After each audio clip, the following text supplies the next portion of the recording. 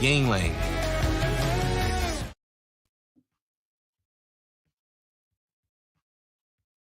All right. Welcome to the Misfit Nation. Misfit Nation. Awesome. Happy hump day, everyone. Yesterday we dropped episode 175 with Dan Hafner. We hope you had time to enjoy that one. Today, for Warrior Wednesday, we have episode 176 and Command Sergeant Major retired Tom and his wife Jen Satterly from the All Secure Foundation. We're going to play our chat here in a minute and give you another way to check it out. It's already live on our YouTube channel. It's on all our podcast apps, but we figured we'd bring you another option, show a little pseudo live episode tonight and let you see it. For those still enjoying beach time, if you have not got your sunglasses yet to match your beach wear or to match your back to school gear for those kids in the South that just started school, get them cool sunglasses, you need to check out Blender's Eyewear. And he was awesome sunglasses, durable, fashionable, and not $300, about $49 a pair. You can check them out at blenderseyewear.com. Don't forget to check out our show tomorrow as well with author Frank Scalise. You'll enjoy that chat. He's an author of 35 books so far. We'll also drop a bonus episode this week with Rachel Murphy on Friday and learn some tricks to teach your children about finances and how to be more financially independent as they move forward in life.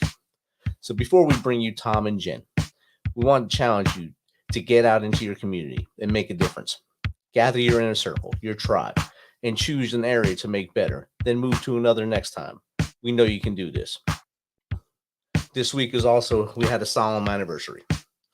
10 years ago this week on August 8th, 2012, we lost Command Sergeant Major Kevin Griffin. He was Brigade Sergeant Major for 4th Brigade Combat Team, 4th Infantry Division at Fort Carson, Colorado.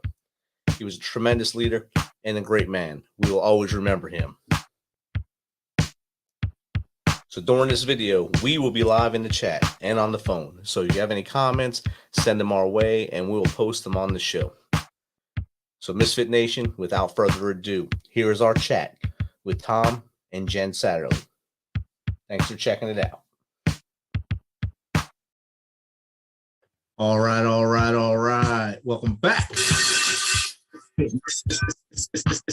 Misfit Nation. If you're a veteran and you're struggling or feel like you're leading a path towards the darkness, stop and think about those who are around you.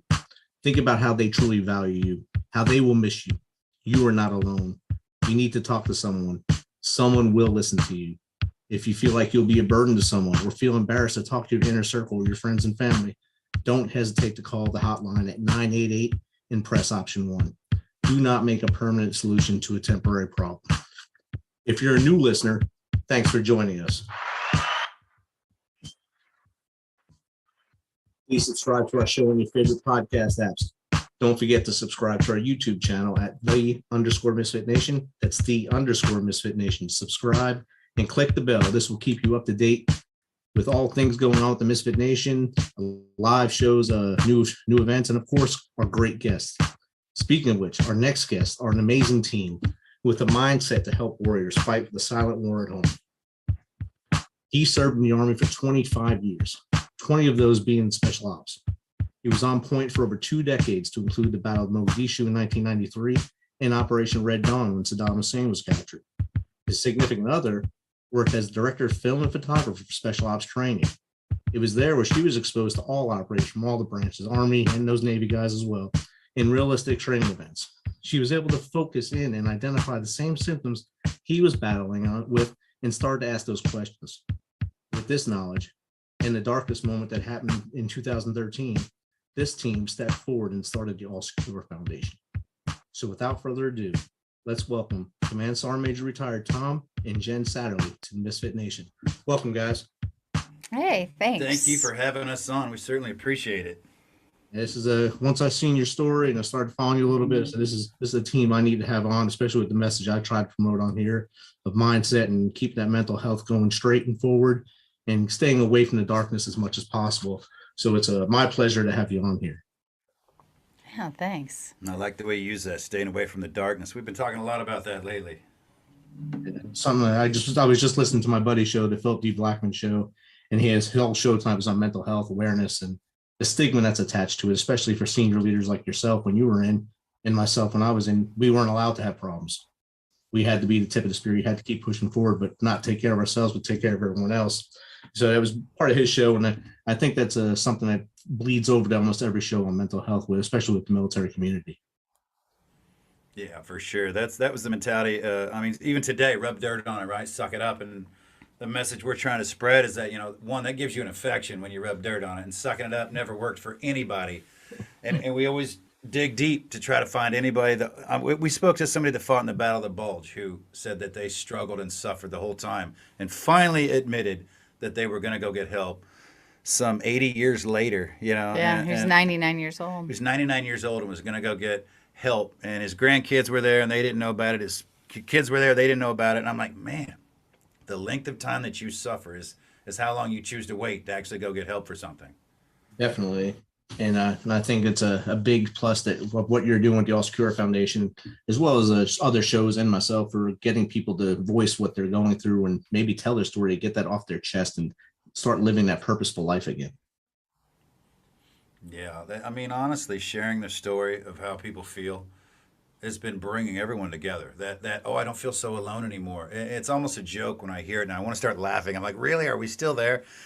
We just haven't reached that many people yet. I mean, people tune it out because it's not that much of a fun topic to talk about, and it's easier to swipe through some cool stuff.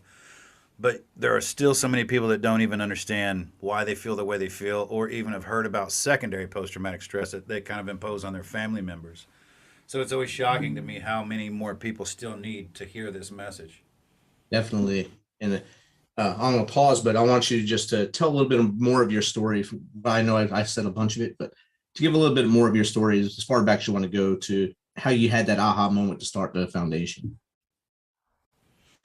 Yeah, I joined the Army for I'll come in for 4 years and get college money. I'm getting right out, right? I had no plans of ever joining the military other than playing with toy soldiers. And it just hit me one day when my friend was coming back and we were on our way to a John Cougar concert. And he's like, hey, it's not that bad, man. I'm going to Europe and I'm going to hang out and I'll be back. And I thought, I can get out of Indiana for a couple of years and go to Germany. That'd be cool.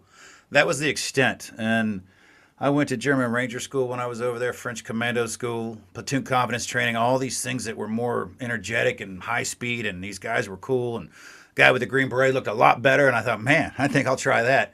And I was a Green Beret for a minute. I mean, long enough to go to language school and go to 5th group. And then they had pulled me back and recruited me to go to Delta.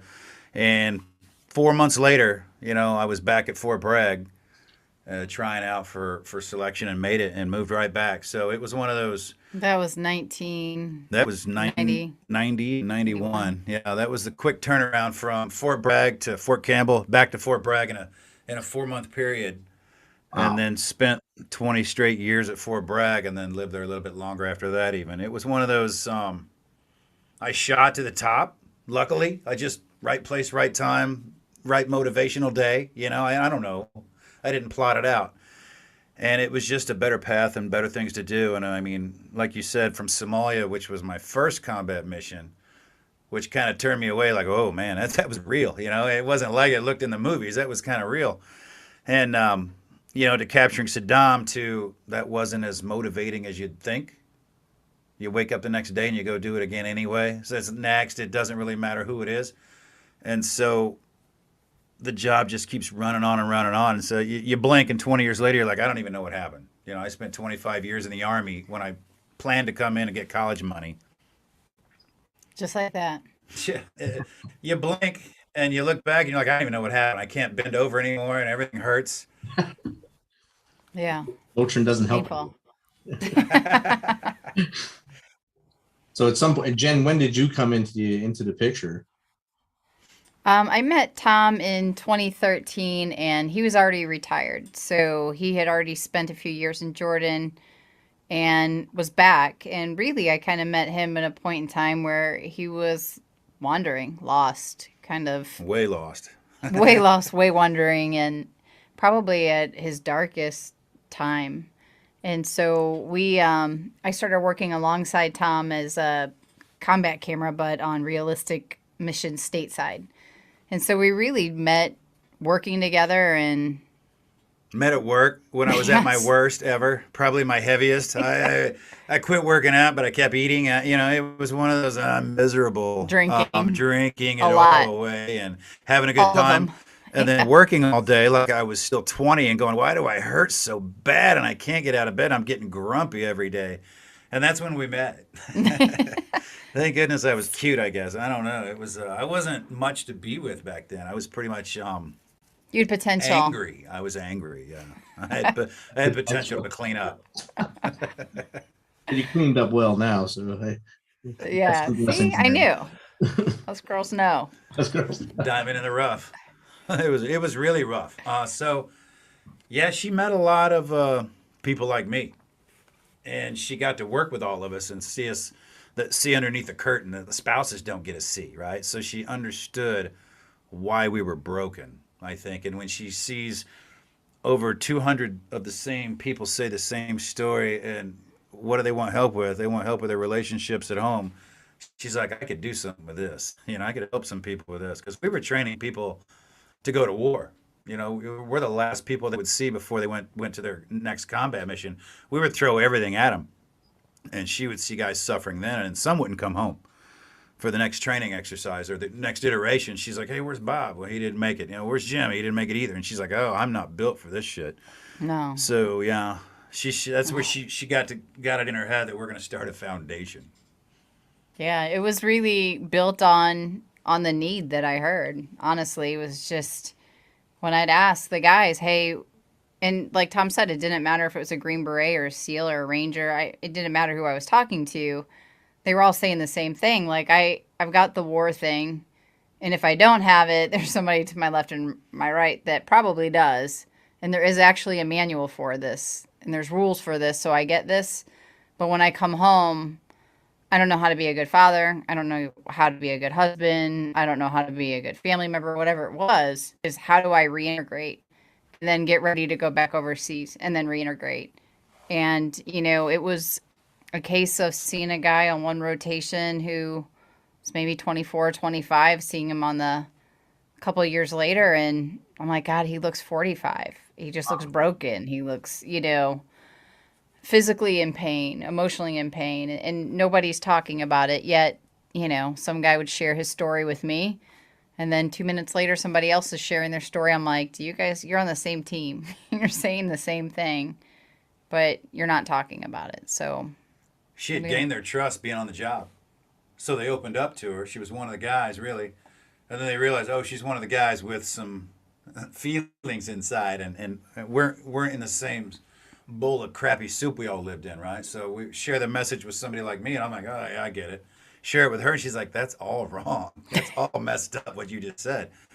And so we all started realizing that we weren't ready to be back in society, really, or had been trained for it. Yeah, I hadn't really been trained to settle down and reintegrate back into a world of you're not on top and in control anymore. You have to settle down and listen to other people who might be dumber than you and don't care about you. And guess what? Get along with it, man. You got to fit in. And if you fight it like we all do for a while, we fight it. It tears you down every day, Definitely. And I started my active duty career the same weekend as the Battle of Mogadishu. So that was my first days on oh my gosh. Wow. So, and then I was in Iraq. Motivating.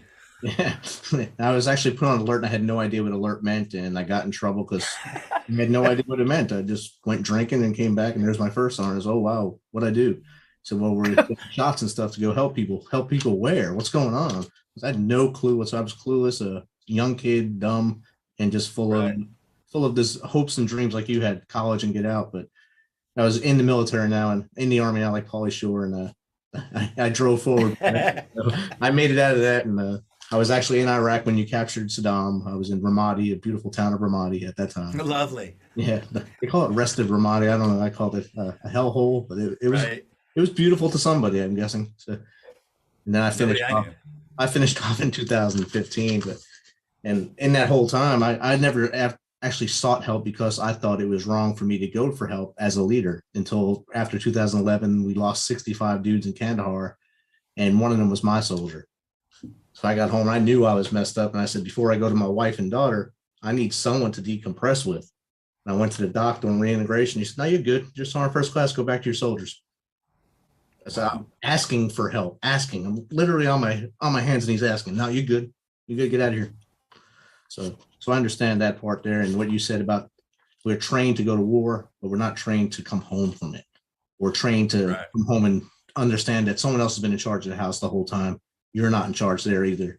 Just get over that and just kind of melt your way back in slowly and say, yes, ma'am, yes, sir, whoever stayed home that whole time. That's the best tactic to take. Yes. Many of us don't take that one. That's a smart path. We want to come home and change it right back the way it was when we were in charge, seemingly in charge when we left, right? Tornado leadership, I call that. Or seagull leadership. Come in, crap all over everything, and leave again. So. Yep. Yeah, that's exactly it. Makes them happy. Oh, yeah, I'm sure. overjoyed. Yeah. It's the best. So what year did you start the Oscura Foundation now? We started really kind of researching, looking into it in 16, and then we got the 501c3, like the official stamp from the government in August 2017. Okay. Yeah, And this month. Oh, wow. It's 5 years You now? just go day to day. I'm lucky to make it. I know. You ask a question about a date, and I know. I lean back like, oh, I won't remember that date. So That's a Jen question. I just I don't know about that I look right anymore. at her like that one's for you. It has a memory attached to it. And did you focus Yeah, first on a certain area like North Carolina, Fort Bragg area, or did you go straight out the whole special ops community? We started, so we're based in St. Louis, where I'm from. We do a lot of work, a lot of our time at Fort Bragg. Yeah. But we go everywhere. So everywhere we were in Cannon Air Force Base, we go down to Tampa and Colorado. Colorado, a bunch. So yeah, all over. We'll travel to different units and speak and do some training. And we speak to But it leadership really as well. started that way. I mean, one of the first groups you spoke to were the SEALs. Yeah. And I think Air Force PJs was the other one that we were working with. So it just kind of, because we were in contracting and worked in contracting together for 4 years, we had already established relationships with these different teams. And so when we said, hey, this is what we're doing, yeah, you should come out and talk to the guys and gals. And Yeah, and we started close to home with who we knew and worked with and people that we knew, and that spread from there. Like, whoa, Yep. this works, Okay. So they shared it with their friends. Oh, okay, that worked. And so it just exponentially started to sure. grow within the special ops community. We don't single any special ops community out. And it's not just operators, it's any capacity special operations. And if the operator's not ready or the veteran's not ready, the family member can come on over on their own. So we start, whoever wants to be the first in that battle buddy system to start, we'll be happy to start. So it's not just for the service member, and oh, by the way, if they're married too, it's for the whole, the family to start anytime they want. But that's what everybody needed help with. yeah. All that at home. So, and that took off when people hear that. Oh, well, I feel better, and my relationship's getting better, and everyone's like, "What's wrong? What's different with you?" It starts out with, "What's wrong with you?" Oh, it's why? Because I'm laughing now. It's You're like, actually hey, happy. You're different. You're losing weight. You're happier. You're just moving about now. And like, yeah, everything doesn't suck really. And so they want some of that. So it kind of spread fast, almost too fast. It was scary for a bit. Yeah. True. That's a good scary though. So that's something where you're able to help. You're showing that you're helping more people than you thought you would right away. And of course, the word of mouth really helps out, and especially in the nonprofit world. Yeah, we weren't ready for the weight, I think, of our real role. When you start, you want to help. I just want to help everybody. yeah. And then you almost become like a therapist or a counselor, and you're like, oh, no, you got to pull way back from advice, and you just share your story. So we were uncomfortable with, what if we don't know the answer? And then we realized, well, that's not our job to know the answer. We're like journeymen. We're on the same journey that we're helping people with, but we're sharing everything we've done, sharing our story and making it okay to step up and talk about it, hopefully. So Yeah, we're the lighthouses. and then we pass you off to our Come this way. licensed clinical social workers who coach you along the way, and then other modalities of healing, and that we've linked up with other organizations that do good work. And so it's a network now that we're in that help, that captures all these people that need help and keeps them in the fold instead of letting them get lost. Definitely, that's all that's good right there, especially once they know that you're battling the same demon that they are now battling. You've already been through the battle, and it's going to be an ongoing battle no matter how good of a picture you put on your face now. It's always going to be there. You have to keep the fight up or it's going to take over. If they see you're in that fight, and the type A person you are, I got to be like him too, and I want to know what his tricks and techniques are to get to the other side. And I'm sure you get a lot of good handshakes or high fives or fist bumps, whatever you're allowed to do these days, and say, hey, thanks, you really pointed me in that right direction. That's the best part about it, really, is, I mean, we're kind of all doing it together. Yeah.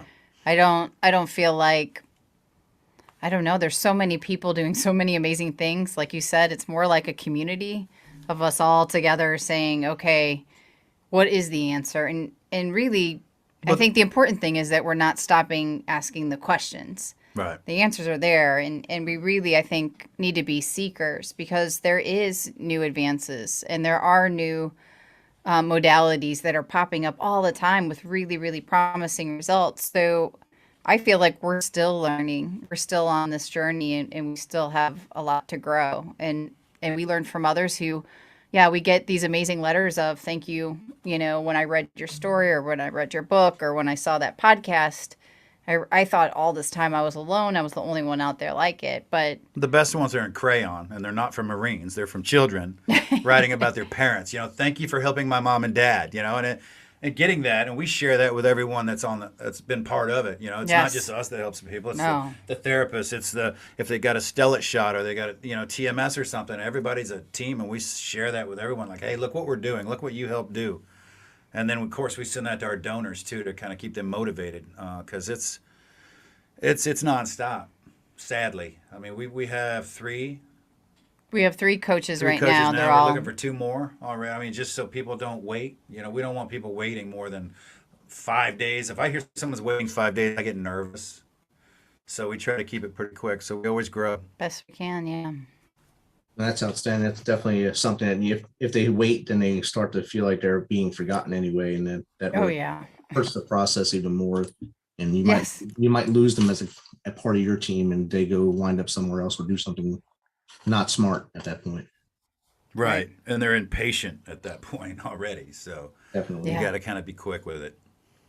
So talk to me about the programs. I see the two listed on your website: the Special Operations Warrior couple workshop retreats and the 6-week Mind and Body Reset. Let's talk about those two. So we have just a few left of our retreats this year.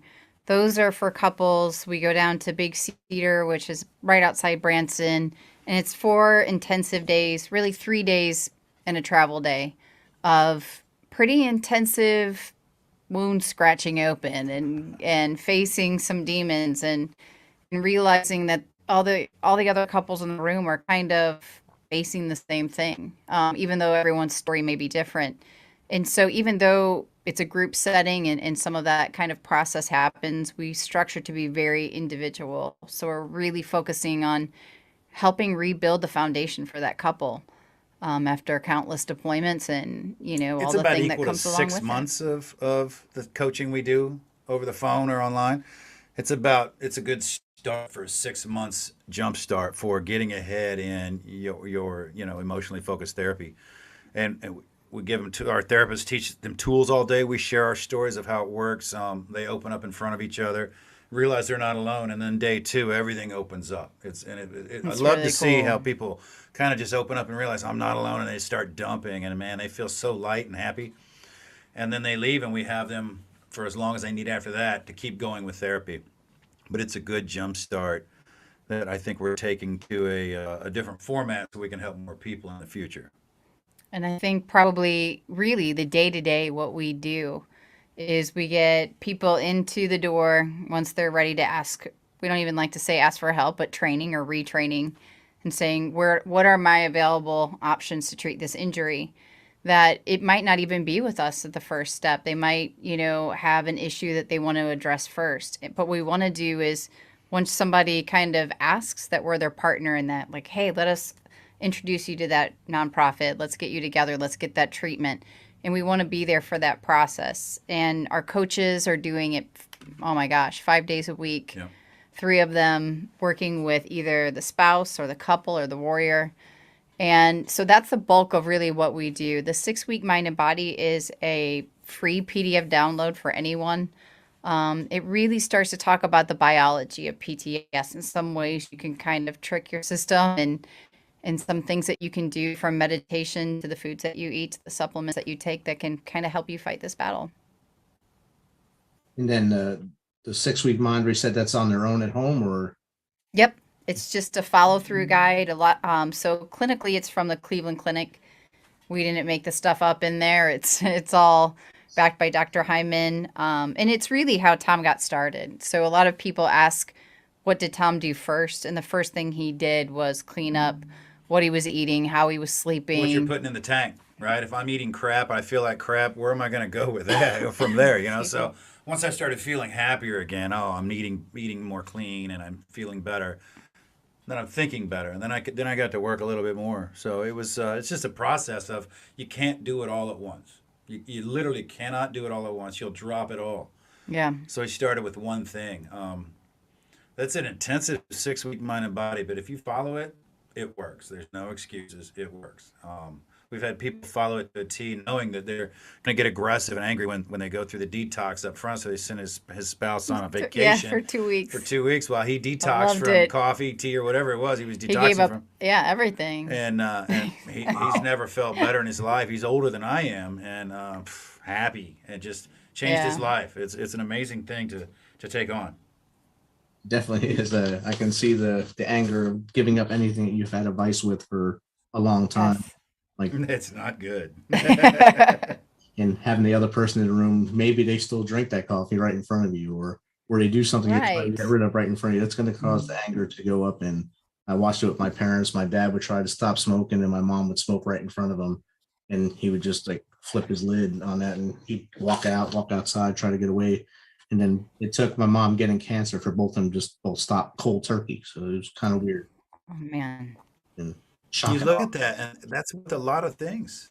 Sadly, it takes something that bad. It takes rock bottom, whether it's cancer or a DUI, or what worse than a DUI.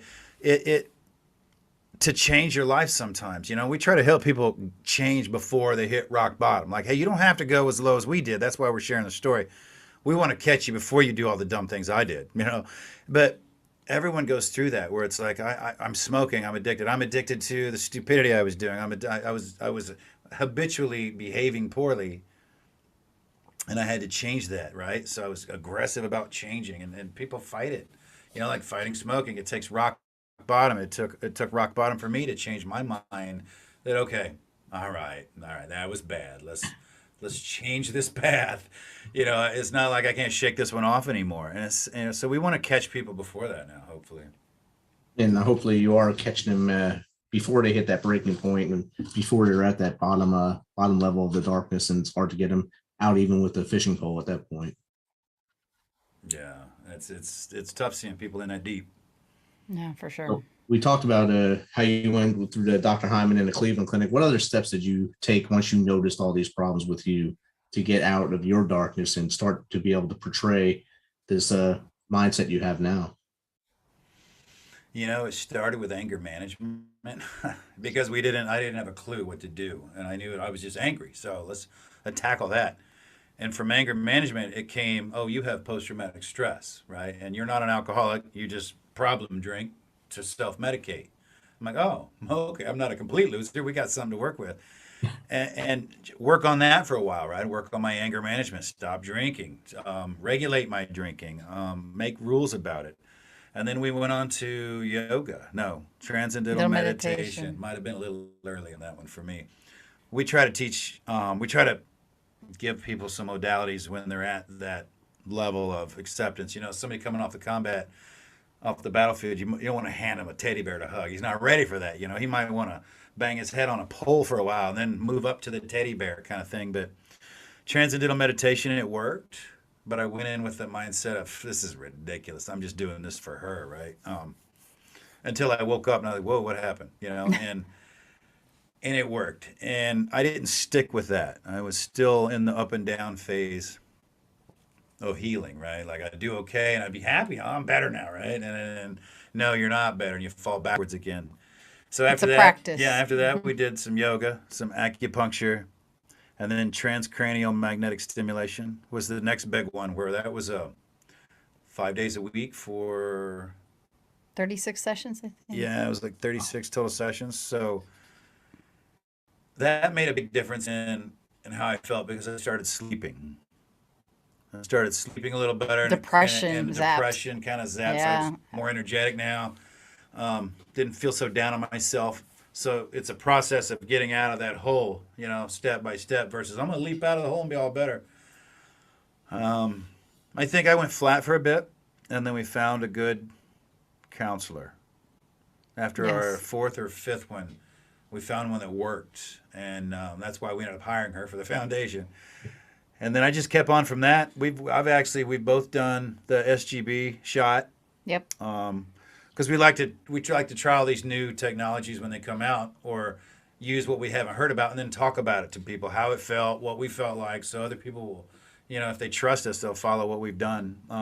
Plus, we need it. Plus, we needed it, right? So just sharing with others how it helped us. We're not doing it because we're doing it to help others. We're helping us, helping And others helping along the way. others.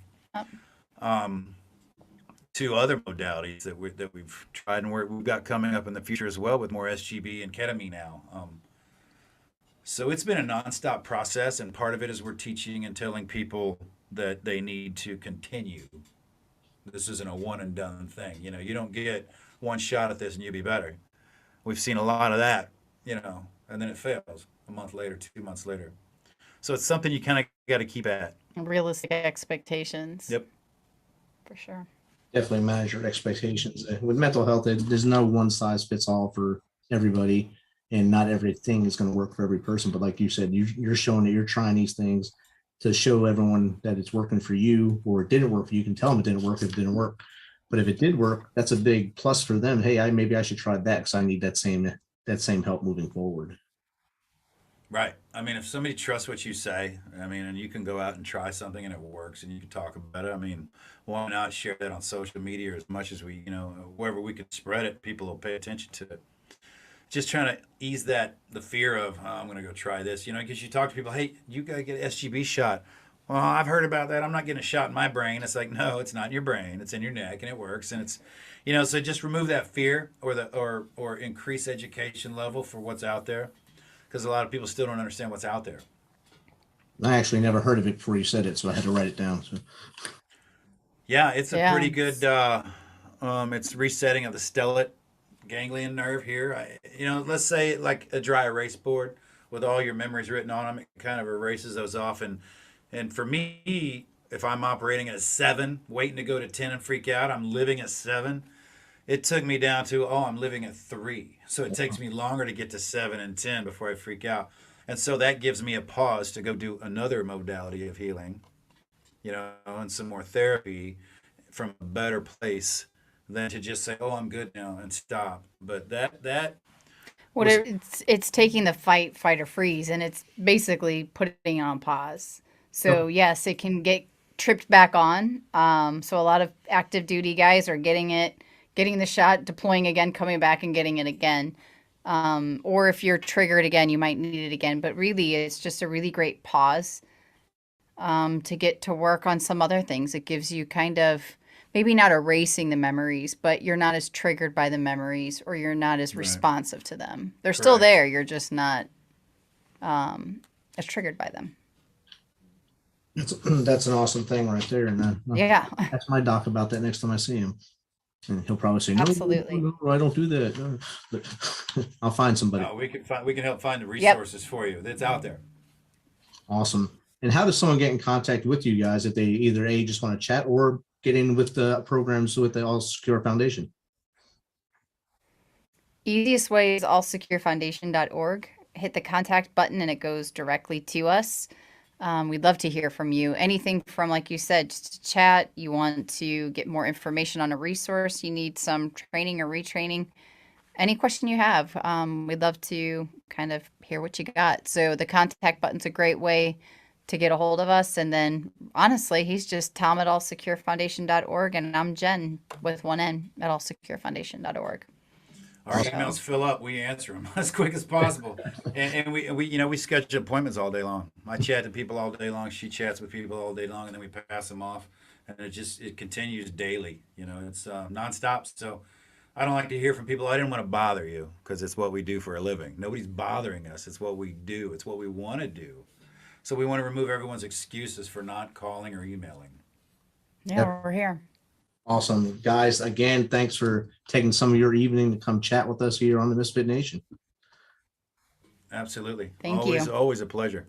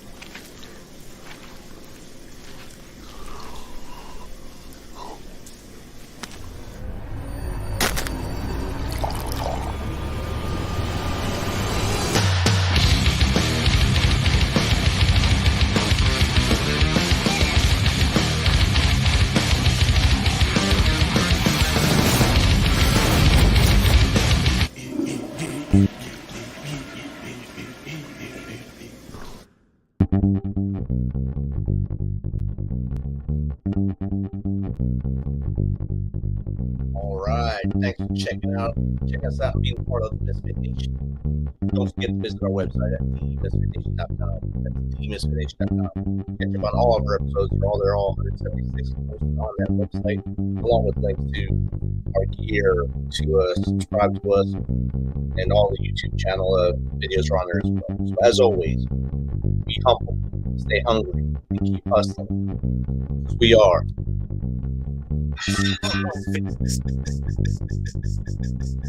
Misfit Nation. Thank you and good night.